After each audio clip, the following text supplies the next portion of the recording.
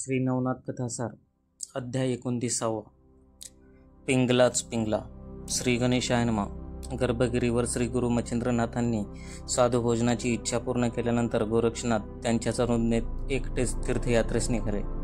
अनेक पवित्र स्थानांना भेट दिल्यानंतर ते श्री दत्त प्रभूंच्या दर्शनासाठी गिरनार पर्वतावर गेले.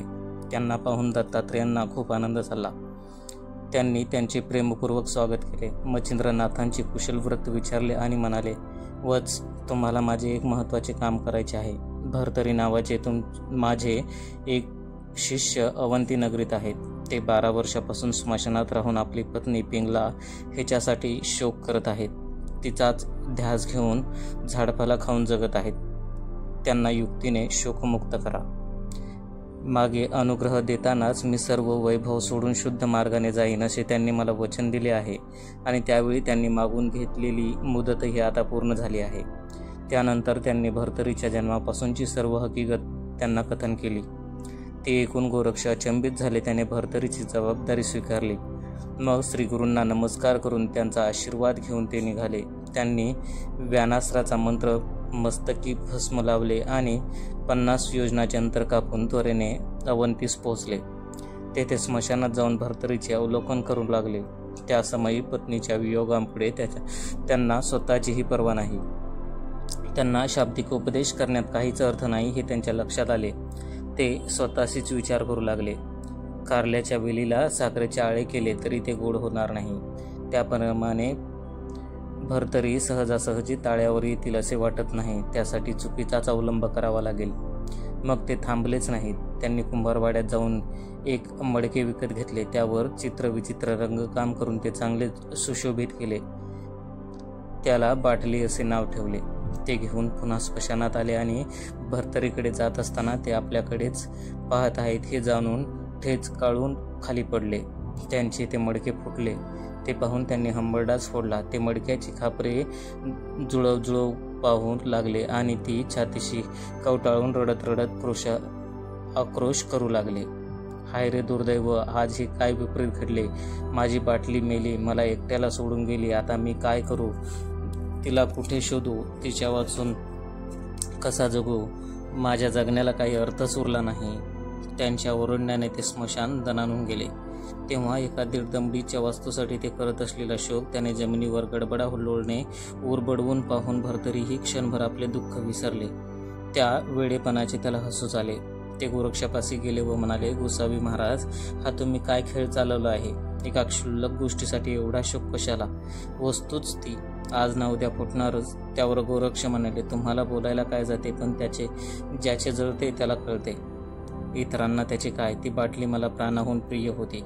आता तुम्हीच नाही का पिंगलेसाठी या स्मशानावटीत रडत बसला आहात? जन्माला येणारा प्रत्येकजण कोणत्या ना कोणत्या निमित्ताने आज ना उद्या मरणारच आहे. हे माहिती असूनही तुम्ही स्वतःला का सावरू शकला नाहीत? तुम्ही तिच्यासाठी का झुरत आहात? हे म्हणाले, अहो, तुम्हाला काही अक्कल आहे का? एक हाडामासाच्या स्त्रीची एका मातीच्या मडक्याशी कशी तुलना करता? पिंगला माझी पत्नी होती. तिचे माझ्यावर जिव्हापाड प्रेम होते. तरीही मी तिचा घात केला. या दुःखापुढे तुमचे दुःख ते काय? अशी हजारो मडकी मी तुम्हाला क्षणात आणून देऊ शकतो, पण माझी पिंगला तशी परत येणार आहे काय? नाथजी म्हणाले, तुमच्या पिंगलेबरोबर माझ्या बाटलीची तुलना करू नका.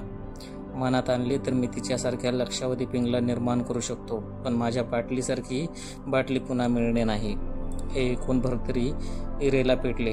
गोरक्षाच्या बोलण्यात काही तथ्य नाहीत याची त्यांना खात्री होती. ते म्हणाले, उगाच हुशारक्या मारू नका. नाथजी म्हणाले, मी वल्गना करत नाही.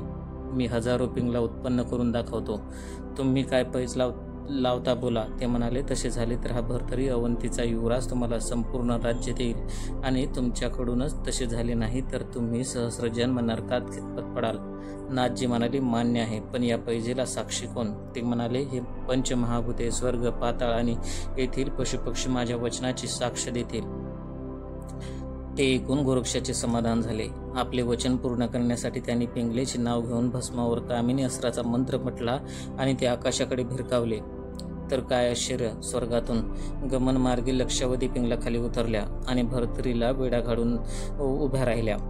ते पाहून त्याच्या डोळ्यावर विश्वासच बसेना. ते स्वप्न आहे की सत्य असा त्यांना संभ्रम निर्माण झाला. त्यांनी एकेकीला शेजारी बसून गुप्त खुणेच्या गोष्टी विचारल्या.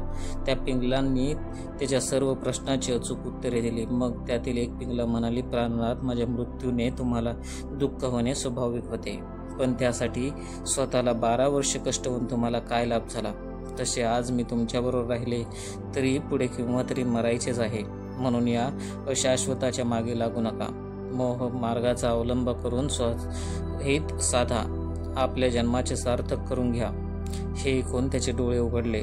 आज यांच्यामुळेच आपल्याला पिंगलेची भेट झाली असा विचार करून ते गोरक्षांना वंदन करण्यासाठी वाकले. तेव्हा त्याने आदरपूर्वक त्यांचा हात धरला आणि माझे गुरु मच्छिंद्रनाथ व तुम्ही दत्तप्रभूंचे शिष्य आहात.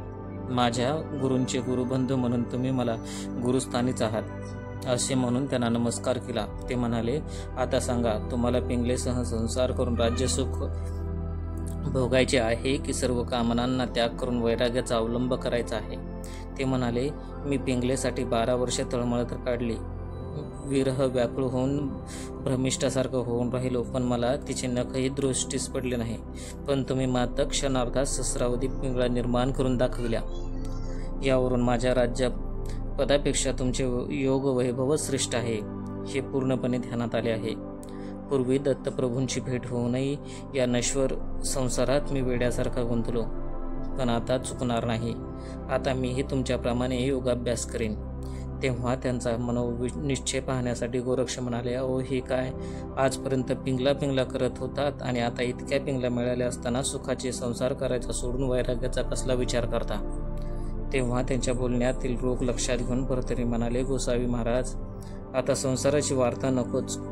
एकीकरता एवढे दुःख भोगले, आता आणखीन दुःख भोगण्याची इच्छा नाही.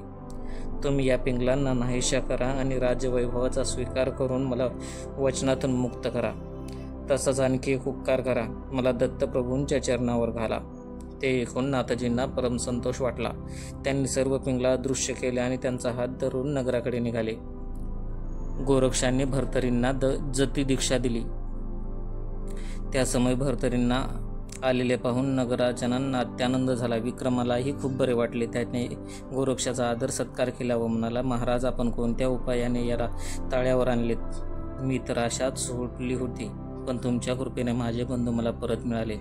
तेव्हा त्याने सर्व हकीकत सांगितली. ते ऐकून थक्क झाला. त्याने त्याची स्तुती केली व म्हणाला, नाथजी, तुम्ही 6 महिने तरी येथे राहा. तुम्ही येथे राहिलात तर याच्या पथ्य पाण्यावर औषधोपचारावर नीट लक्ष देता येईल. मलाही तुमची संगत घडेल. हे सर्व झाल्यावर तुम्ही यांना घेऊन जा. त्यावर त्याने उत्तर दिले, राजा, तुझी आपुलकी मला कळते, पण माणसाचे मन कधी पलटेल कधी सांगता येत नाही. म्हणून त्याच्या मनात विरक्ती आहे, तोच यांना नेले पाहिजे. ते म्हणाले. त्यालाही पटले. इकडे भरतरी गोरक्षाबरोबर निघून जाणार हे कळताच त्याच्या भार्याच्या आनंदावर विरजण पडले. त्यांनी नाथजीच्या नावाने बोटे मोडणे व रडून एकच आकांत केला. 3 दिवस राजवाड्यात राहून ते दोघेजण जायला निघाले. तेव्हा त्यांनी खूपच आक्रोश केला, पण कोणीही त्यांची सात्वन केली नाही. विक्रम अन्य मान्यवीरांनी नगरवेशीपर्यंत जाऊन त्यांना निरोप दिला. काही अंतर गेल्यावर गोरक्ष भरतरींना म्हणाले, या समय तुमच्या मनात नेमके काय आहे? सुखविलासाच्या त्यागाबद्दल तुम्हाला वाईट वाटत असेल तर तुम्ही अजूनही परत जाऊ शकता. ते म्हणाले, आता तो प्रपंच नकोच. मी पापमुक्त झालो आहे. मला दत्तप्रभूंच्या चरणावर घाला. तेव्हा त्याचा दृढ निश्चय पाहून गोरक्षांनी त्याला जतीची दीक्षा दिली. आपली शैली, शिंगी, कंथा, कुबडी, फावडी दिली. त्याच्याकडे भिक्षेची झोळी सोपवली आणि त्याच्याकडे स्त्रियाची भिक्षा मागायला पाठवले. मग ते स्वतःही गुप्त रूपाने त्याच्या मागोमाग गेले. अलख निरंजन असा घोष करत भरतरी अंतपुरात प्रवेशले आणि झोळी पसरून भिक्षा मागू लागले. त्यावेळी त्यांना त्या वेशात पाहून त्यांच्या स्त्रिया हळहळल्या. त्यांना परावृत्त करण्याचा त्यांनी अटोकाट प्रयत्न केला. त्यांना अनेक प्रकारे समजावले, पण ते डगमगले नाहीत. त्यांचा तमाशा पाहून ते भयंकर संतापले. हातातील कुबडी उगारून त्यांना दूर लोटणे आणि नाथजीकडे परत आले. तेव्हा मात्र त्यांनी संसार शक्ती पूर्ण नाहीशी झाली आहे याची त्यांना खात्री पटली. विक्रमाचा निरोप घेऊन त्यांनी पुढचा रस्ता धरला. त्यानेही भावजयांचे सांत्वन केले आणि पूर्वीप्रमाणेच त्यांचा प्रतिपाळ करू लागला. 12 वर्षाच्या हालपेष्ट व कुपोषणामुळे भरतरी खूपच अशक्त झाले होते. त्यांना सारखी धाप लागत होती. म्हणून नाथजींनी शक्तिमंत्राने भरलेलं भस्म त्यांच्या बळी लावले. त्यायोगे आरोग्य प्राप्ती होऊन ते पुन्हा पुष्ट व उत्साही झाले. मग त्यांनी व्यानास्त्राच्या साह्याने त्यांना त्वरित गिरनार पर्वतावर नेले. तेथे दत्तप्रभूचे दर्शन घेऊन त्यांना नमस्कार केला. त्यांनीही त्याची आपुलकीने विचारपूस केली आणि कार्यसिद्धी केली म्हणून त्यांना शाबासकी दिली. त्यामुळे त्यांना धन्य वाटले. त्यांनी भर्तरीच्या संबंधित सर्व वृत्त सांगितले.